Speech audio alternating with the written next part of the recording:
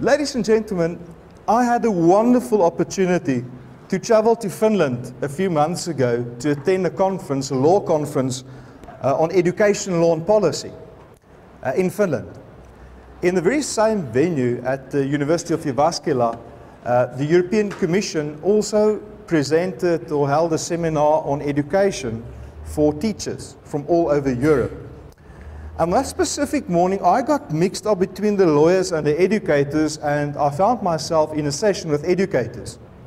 And when I realized that it was already too late to leave the venue, as the exits were right in front and they already introduced the speaker. So I thought, okay, maybe they'll start with a prayer and then I'll slip out.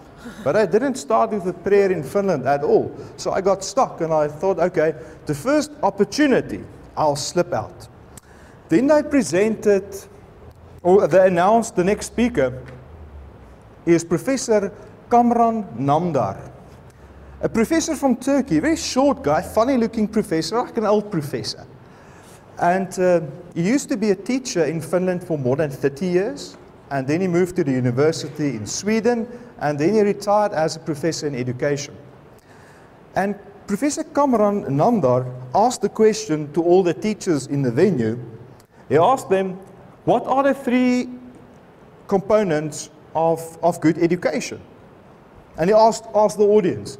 With the number of educators there, all of them quickly helped him to get to the answer. Number 1, you need a good educator. Do you agree? Yes, I think that's a good one.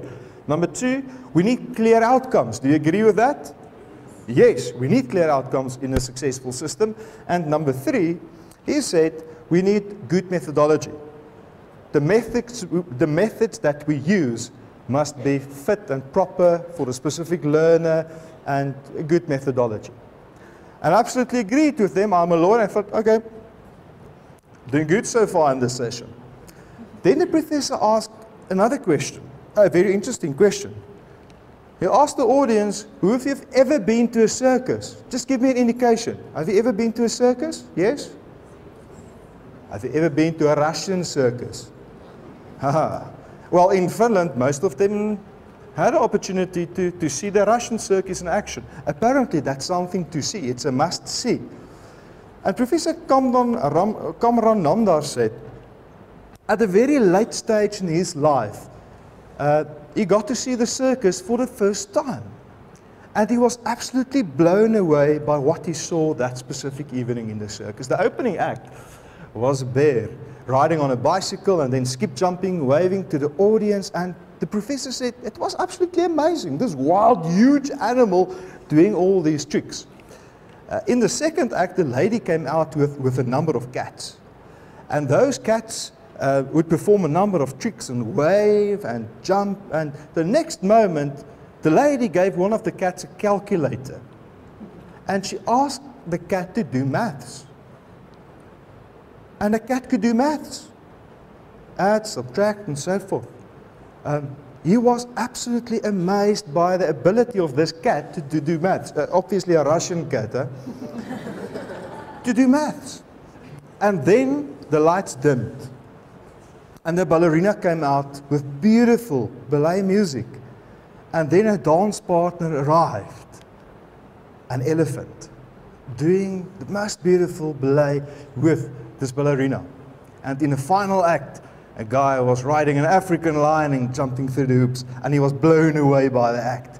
And then the ringmaster asked all the kids in the audience, who of you would like to see and meet the animals afterwards? And the professor said, before he could help himself, he was between the children. Pick me, pick me. And guess what? They picked the professor. And he went backstage, and he got an opportunity to meet the animals and the animal trainers.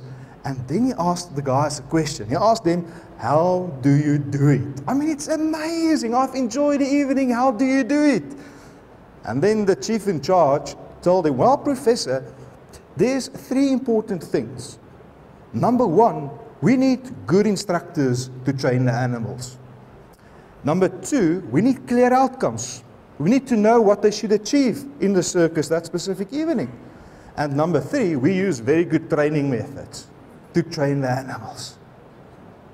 And then Professor Namdar said he realized something to And it came as a huge shock to him. And he asked himself, what are we doing in the world education systems? What are we doing? We are producing circus kids. They are performing exceptionally well. At the end of the year, we'll have a prize-giving ceremony, and we enjoy the show. That there's a good laugh, a few applauses, but is that education? Is that really education?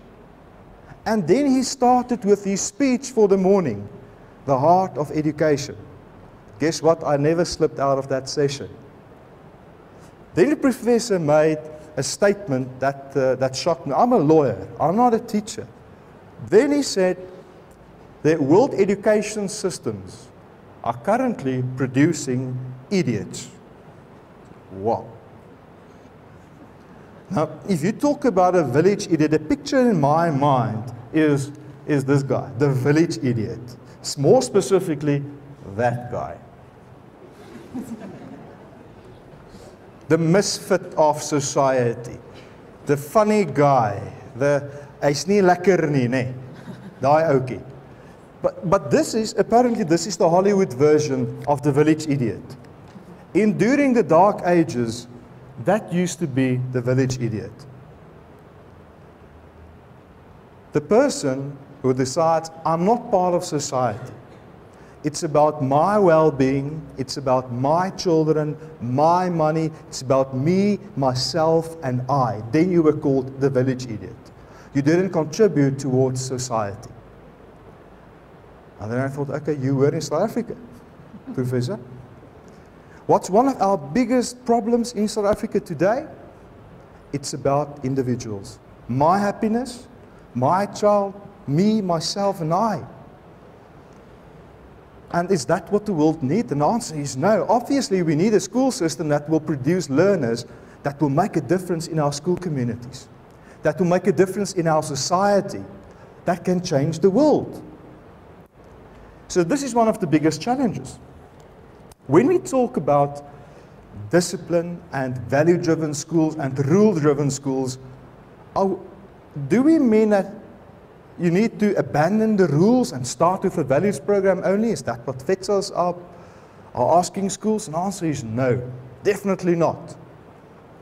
Currently, most of our energy will go into rules and disciplinary processes. And we need to change the way we do things, because we've been on this road for a number of years and we're expecting different results, but we're doing the same thing every year. So that's the challenge for this evening. And I had a wonderful opportunity to travel our country the first 6 months, to visit value-driven schools and talk to experts. And there's a DVD available. And every school attending will get a free copy of this DVD. There's 3 discs in the DVD with more than 12 interviews with knowledgeable people, school principals who apply the principles of a value-driven school. So make sure you get a copy before you leave and you use the copy at your school. I traveled to Stellenbosch, and this is the principal of Bloemhof School for Girls, Bloemhof Meisie School. Now the Afrikaans teachers might know the name, Wilna van Heerden. She is a dramaturg, a skrywer van Afrikaanse toneelstukke. The drama teacher at the school is also the principal. So, and you'll see that during the interview. And I asked Wilna, when did you start with the values program? And she said, Jaco, 12 years ago.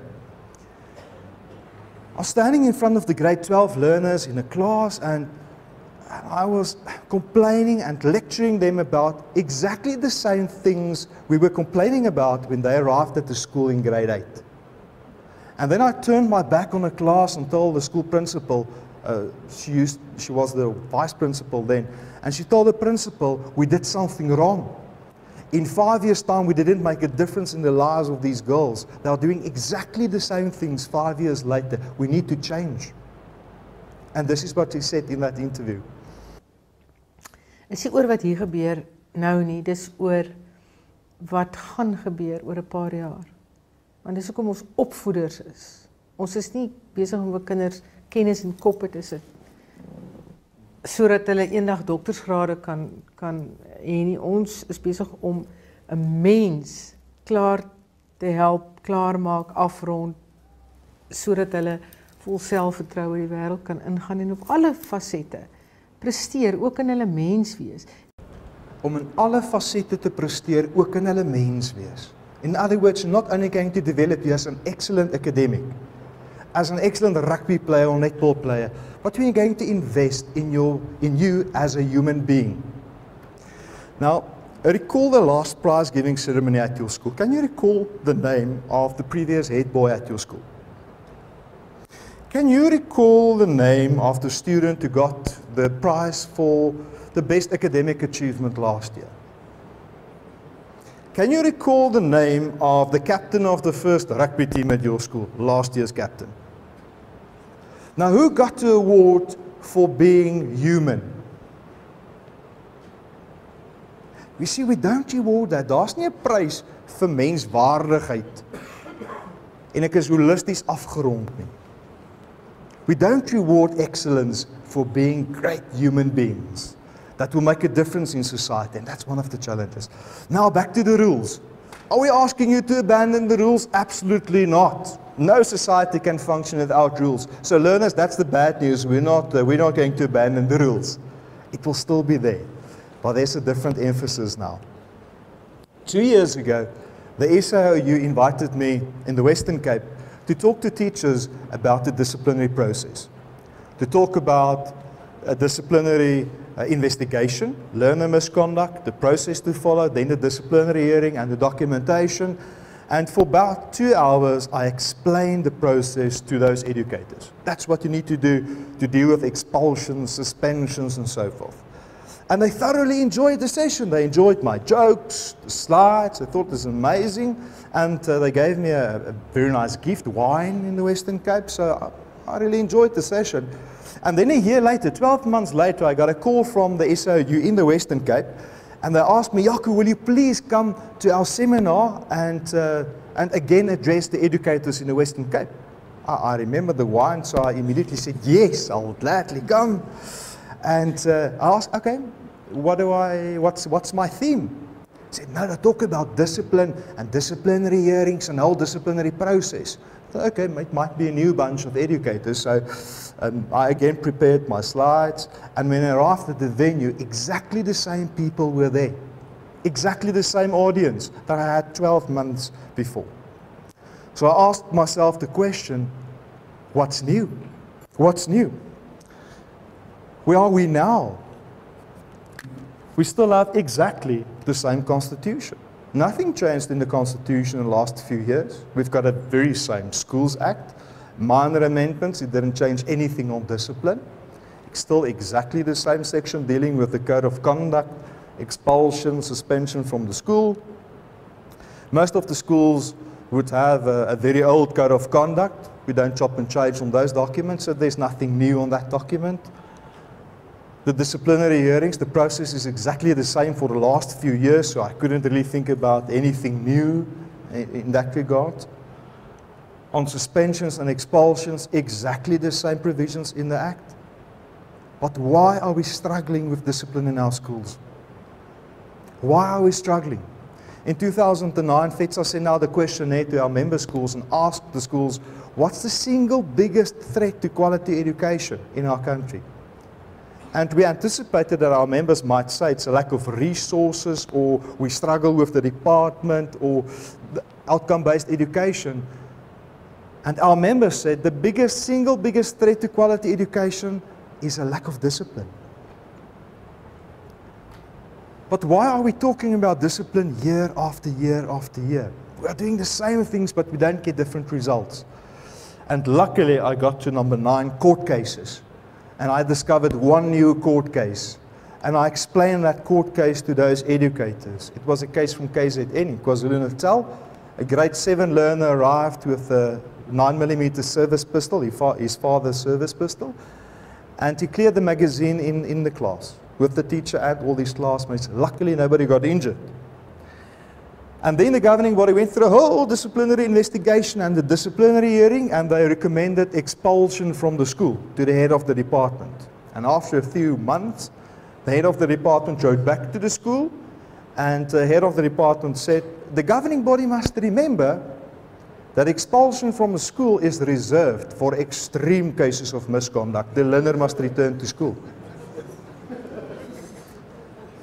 So when we talk about discipline, we're not on the same page. So I explained that to them. We had to go to court, assist our member, and then the court overturned the ruling of the HOD. So, well, this is serious misconduct. But we are doing the same things every year and we expect different results. You see, in an ideal world, we can say teachers and learners will have ethics from the heart because of the inner conviction. You respect people because you learned that at home from your parents, and at school you've got good friends and you've got quality teachers, so it's a given. But we know that's not the position in our society anymore. Learners come from broken homes. Maybe some of them without any parents, child-headed households, specifically in this province. They don't learn these good values necessarily from their friends. So what's our default position? What's the fallback position in our school system? Is number 2. Out of fear for punishment, I'll obey. I'll be quiet, I'll have respect, not out of my inner conviction, but out of fear for punishment. One of the good things we can do at the school, we are very good to introduce new rules. I mean, there might be a patch of grass, and the headmaster might stand and say, well, we're struggling with the grass, it doesn't grow, so because the learners are walking all over it the whole year. Let's introduce, there's a new rule from tomorrow. There's a new rule, the grass is off limits from tomorrow. Problem fixed, right? Now you need to get somebody to watch the grass. Right? Wie gaan daar loop, ons moet ontvang. If you're guilty, you're going to charge you. Somebody must manage the new rule now. And then you'll have a disciplinary hearing for crossing the grass. You know there's a rule. You go through the whole disciplinary process. So for every new rule we introduce, we must manage the rule. A number of the schools in our system will have dedicated discipline managers in schools. There's computer programs and administration systems in place to deal with discipline. It's a lengthy process, and then you call a hearing, call the parents to the school, and you go through the whole process. By the way, talking about the rules, it's stupid to make rules if you cannot enforce those rules. I was very amused by the debate about cell phones a few months ago, where there's an outcry we should ban cell phones from schools. It's not going to happen. It's part and parcel of our society. Principal in East London told me they totally got rid of cell phones in the school. I said, wow, how is it possible? I said, no, it's compulsory to bring your phone to school. So we use the phone now in our classes. So the maths teacher would ask the learners, take out your smartphones, Google Newton's law and quickly give me feedback. And suddenly the learners would tell him, ma'am, sorry, I'm out of airtime. I forgot mine at home, sorry. My battery is gone. The cat took my phone. Incorporate it into what you do in the school. It's not going to disappear. So it's stupid to make rules if you cannot enforce those rules. Remember that.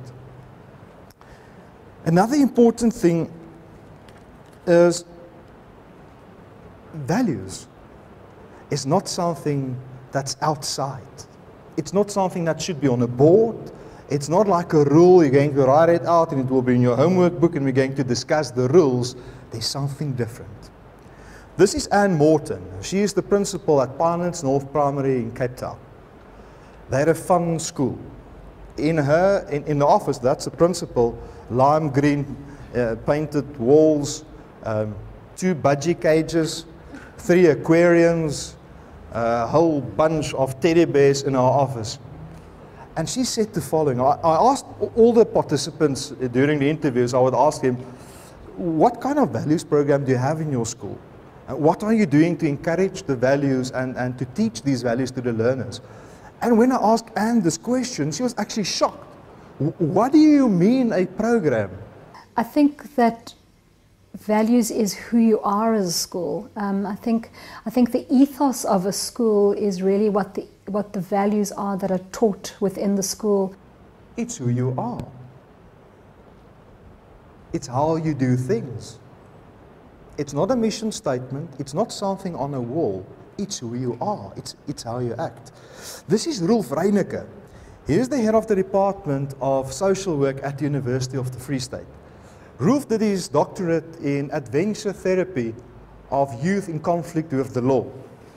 So he would take a number of youth convicts on an adventure camping trip, an abseil, and while he's holding the rope, abseil, the youth convict is 15 meters in the air, and then he would give the rope some slack and say, "What's wrong with your life? Let's talk about your life." And suddenly they start to talk. It's amazing. And he used adventure to really reach out to the troubled learners in conflict with the law. And Rolf did some research about discipline in our school system. In terms of the research he did, educators spent between 90 and 95% of their time on 5% of the learners in the class. Let's say 90% of the time on 5% of the learners. So that they'll know the names of 5% of the learners in the class. Who would those be? The clever ones and the naughty ones. That's the 5% of the names that the educators would know the best. Die slimmes en die stoutes. Those are the guys they'll know. And they'll spend 90% of their time on those 5%. And 10% of the time on 95% of the class. It's possible that a learner might go through high school if I'm not clever and I'm not really a troublemaker. I might go through the whole system for 5 years without even hearing my name. I'm just a drifter in the school because the attention is on the clever ones and the difficult ones. And then Rolf asked the question to the educators, what's the percentage of time you spend on teaching and on organizing the learners? Please come in, take your seats. No, take your own seat. Take out your books. No, back to your seat. Your own seat. Take out, let's start with the lesson. Back to your seat. Between 25 and 30% of the time, teaching time, is taken up by organizing.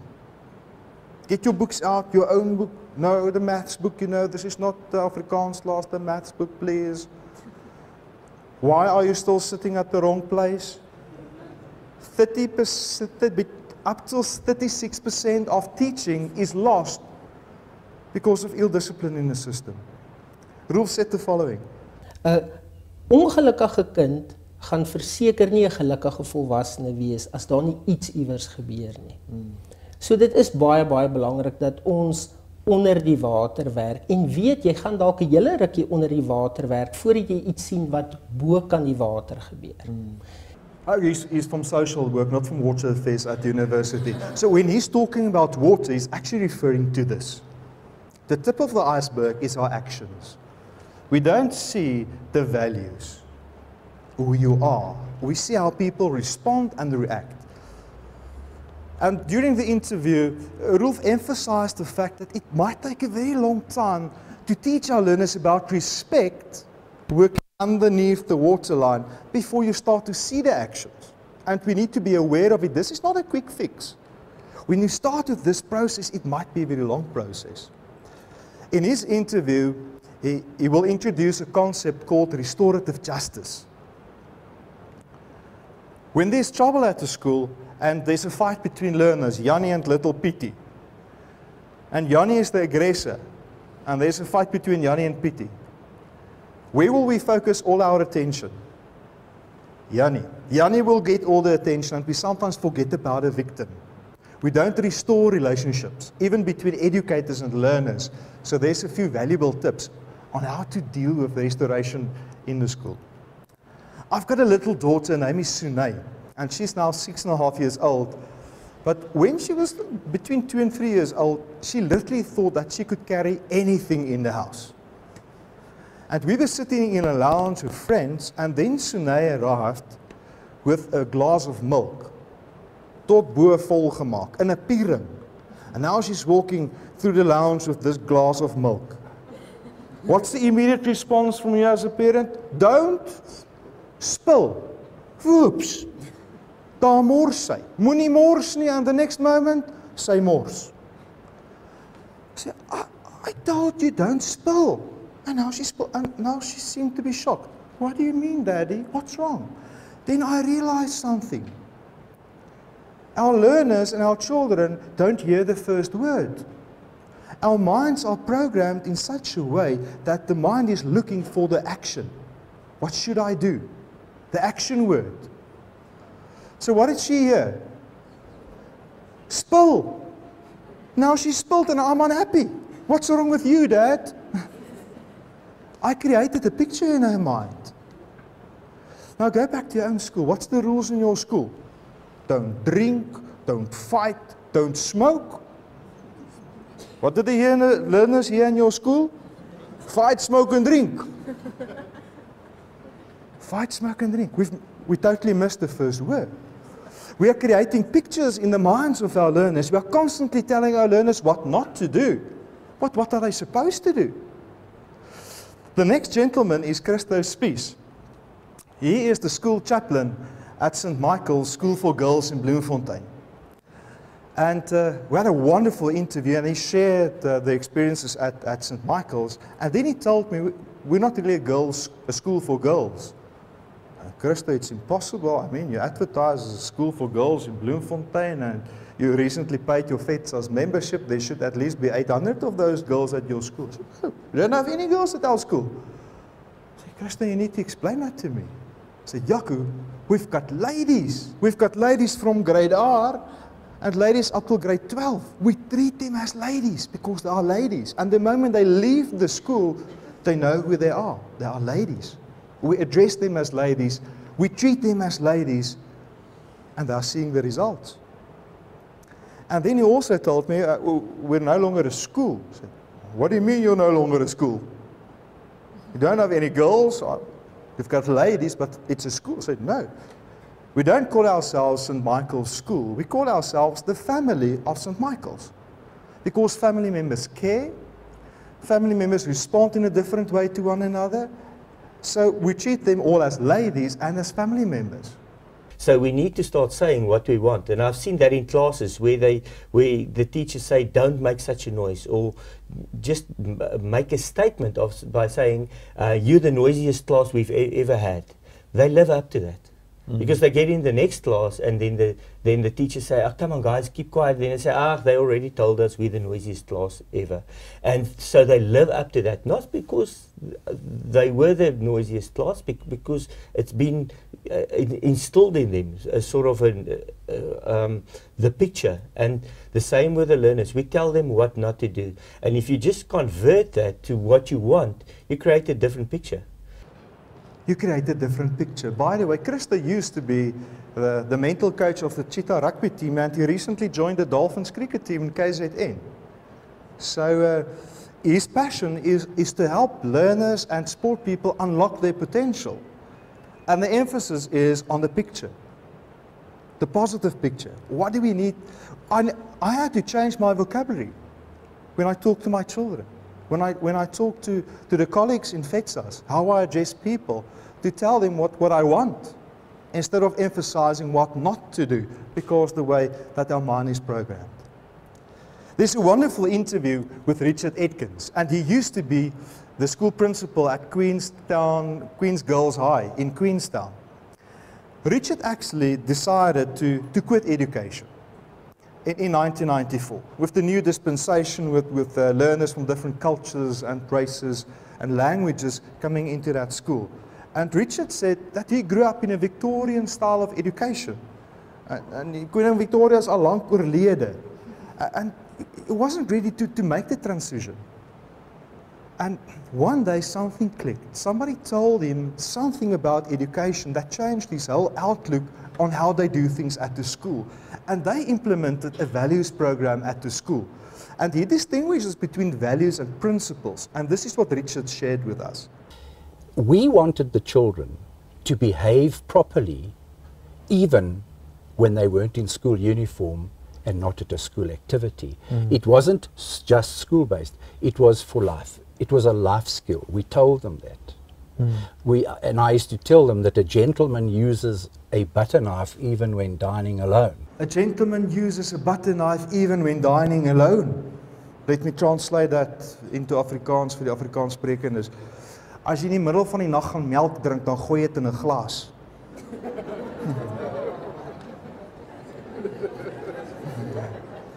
A gentleman uses a butter knife even when dining alone. So it's not simply a rule at school. You shouldn't do the following. Even when I'm not in a school uniform, I'm going to behave in a different way. I frequently travel all over the country, and educators normally complain learners are well protected in terms of the law. They've got all the rights. We've got no rights at all. Do you feel that way, educators? Do you know why? Do you know why? By the way, it's not true. It's not true. Educators, you've got more rights and more protection than the learners in the system. But we don't feel like that. Why? The learners outsmart us. They simply outsmart us. They know better. They know their rights. They know how to Google and to upload YouTube videos of fights at schools and set up the teacher for failure. They simply outsmart us. And we focus on the Constitution and the rights, but we don't explain the obligations enough. We emphasize rights and not obligations. But if we just take a step back, and this is the part we miss in the Constitution, the preamble, the picture. I'd just like to highlight a few words in the preamble of our Constitution. Number one, to heal the divisions, to establish a society based on values, social justice, and human rights. To lay the foundation, again, positive action. Improve the quality of life of all citizens. And listen to this one, bullet number 3. To free the potential of each person. Om die potensiaal van elke mens te ontsluit. It's in our Constitution. To free the potential. And the last one, to build a united and democratic South Africa. And that's the picture. It's a positive picture on what we should and could do in our society. Please SMS your questions to us. Normal terms and conditions will apply. No, it's not one of those 10 rand SMS. It's a normal one. Your dad will pay for it. So send us your SMS and your comments. 083-627-3986. The line is open and we'll answer your questions. Something happened on the 16th of August last year that shocked the world. That showed something about the decay of our society in South Africa.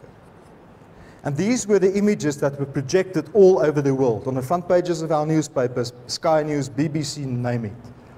Something happened at Marikana at the Lonmin mine. And we missed an opportunity as a country to deal with it.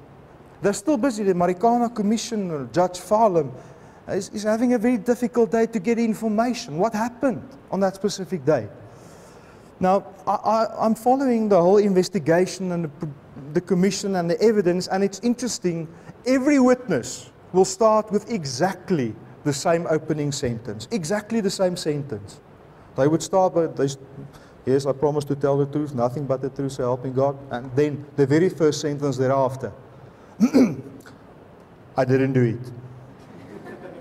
All the witnesses. Nobody's taking responsibility. Everybody is just pointing the fingers, blame shifting. No, it's the police, it's the tour doctor, it's the union, nobody's stepping up, nobody's taking responsibility at all. That could have been our 9/11. What happened on the 9th of 11 in the USA? Those two towers aren't there anymore. USA came under attack on the 9th of 11, it's 12 years ago, and what happened immediately thereafter? 12 years ago, the USA were a very, very divided society. It focused their attention, the actions brought them closer together, say, as Americans, we are under attack, we need to do something, let's do something. Whether we agree or disagree, it focused their attention. And they dealt with the matter. We've missed an opportunity. We've missed an opportunity. Willem Landman, who used to be the director of the Ethics Institute of South Africa, said,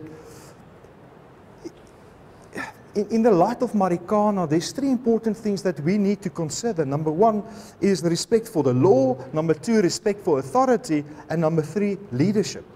And I would like to highlight just three things on respect for the law. The mere fact that we comply with the law doesn't mean we are doing the right thing.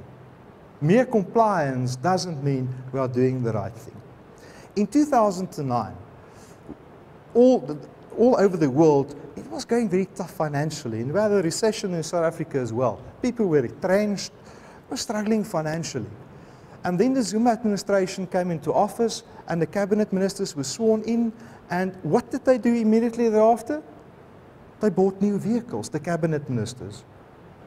They didn't buy Corollas, no, very, very expensive vehicles.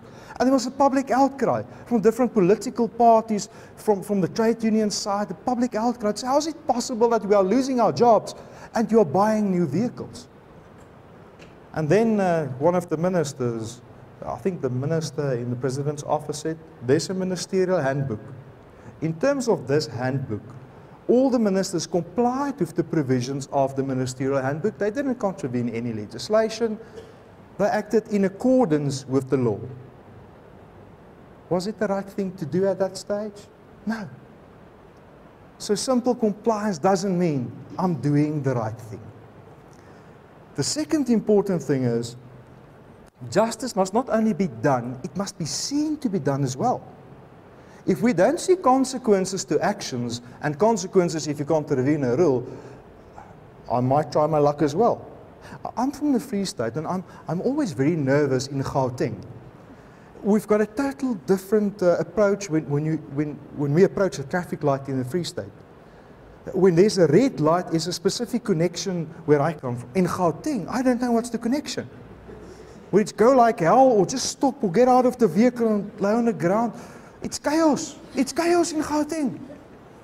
And and you don't see any consequences. So it's when there's a red light, 1, 2, 3 vehicles will cross. So I'm very nervous when I'm driving there. But there's no consequences, so no vat ons kanse.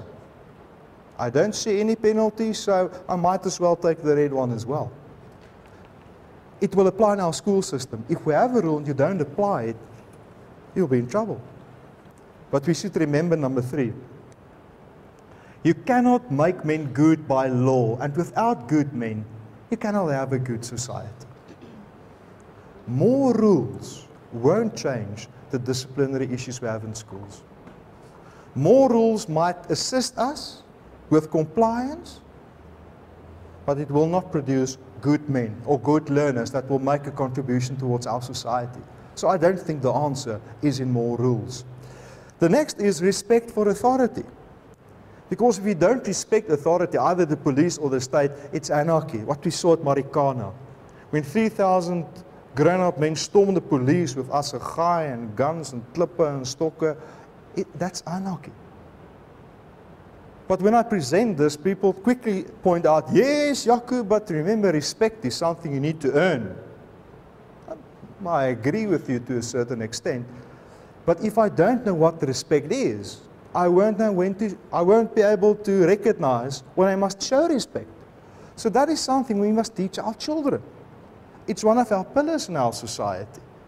So we need to focus on that before we can simply presume everybody will know when to show respect or what respect is. And Marikana showed that to us, respect for the law. Number 3, back to number 2, respect is not only for the state. When we talk about respect, it's a broader meaning. Respect for the elders, respect for our teachers, for our parents, for one another, and respect for myself. Just recall your last discussion over the weekend during the braai. What will your children hear from you when you discuss the Team O decision of a referee?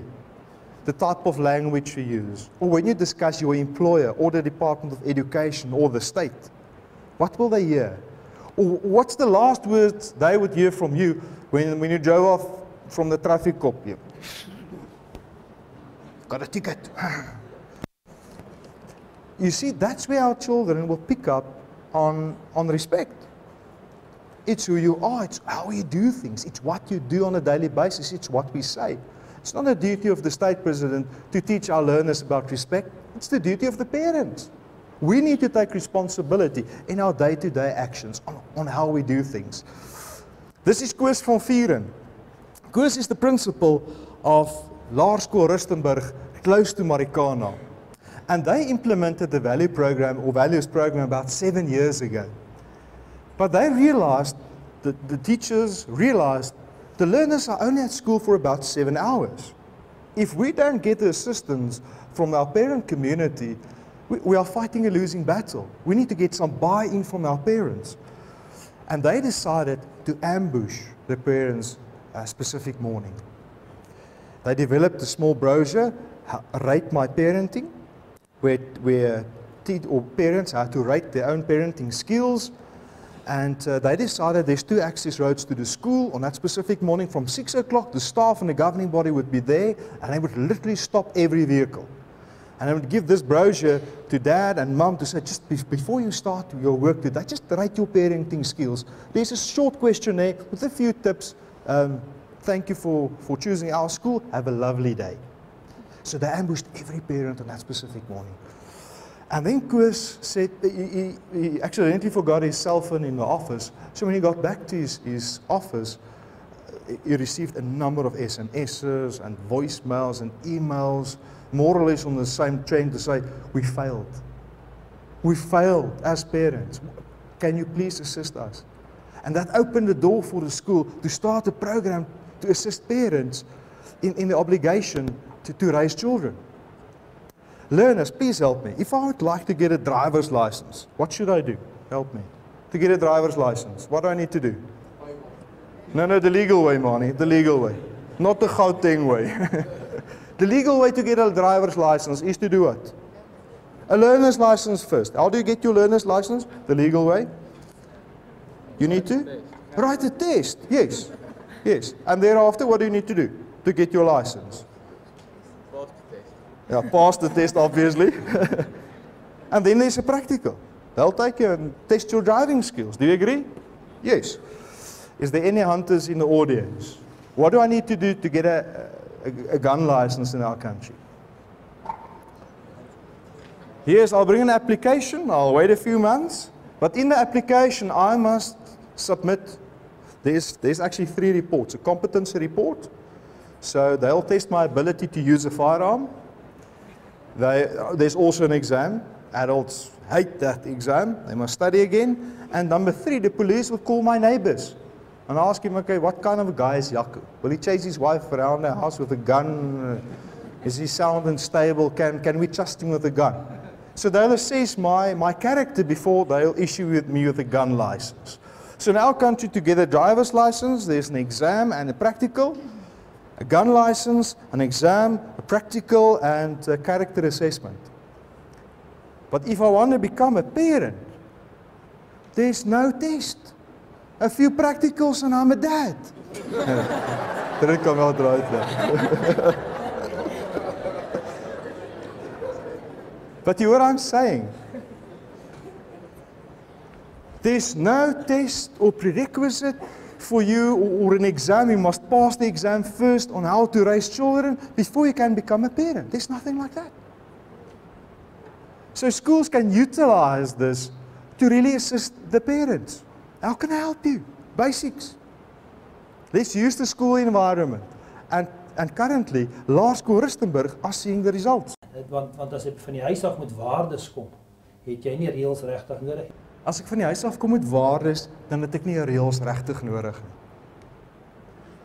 When we talk about leadership, there's a few important things. The first is, when last that a president shared his vision and his dream for South Africa? 20 years ago. The Nelson Mandela speech about the Rainbow Nation. That's the last time a president shared his view and his vision for South Africa.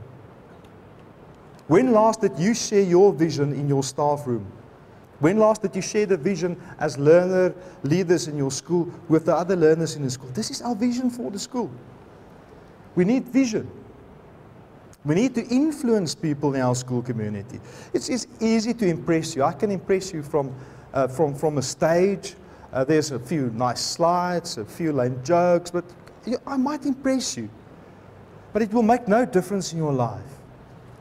If I influence you, that's something, it's a totally different story. Mani will focus on influence and to inspire people. But to do that, we need to have a relationship. You need to trust me. Then I can start to influence. The challenge in your school is not to impress the other learners or to impress the parents, but to influence them. You can impress the neighboring school, that's fine. But in your school, you need to influence. So when the best leader's work is done, the people say, we did it ourselves. That's a good leader. This is Paul Kolditz. He's the CEO of FEDSAS, and he shared a few ideas on leadership. My view is that leadership consists of 3 elements. The first one is character, the second is competence, and the third is compassion. The 3 C's. It's of vital importance for a Learner Representative Council to watch this interview. How can I improve my C's in the school community? What can I do to really start to influence the school community as a quality leader? But there's a red light for leaders in South Africa. Equipped is an organization that trains leaders all over the world, and they've trained close to 5 million leaders in 150 countries. And in the last report, they published the following on developing worlds. So the biggest challenge in developing countries is that leaders feel they have achieved their goal when they are in a leadership position. I've arrived. You're going to serve me. I'm the leader now. We see that in our schools. We see that in politics. We see that on local government level. But when you're elected as a leader, it's actually the beginning of a process. You know what's the meaning of the word minister? If I'm the Minister of Education, what's the meaning of the word minister? It's literally to be the servant of education. If I'm the Minister of Health, I'm the servant of health. And that's the essence of leadership. The moment you're elected as a leader in your school, either as an educator serving in a structure, governing body member, or as a learner, you're a servant of the school. We serve. And the next important thing is leaders are movers. If you don't move, people cannot follow you. That's why you are a leader. You must move. If you don't move, you're a stander. Yes, we're actually very good at that. Let's stand together. But then you're not moving. And the challenge for every leader is to be on the move.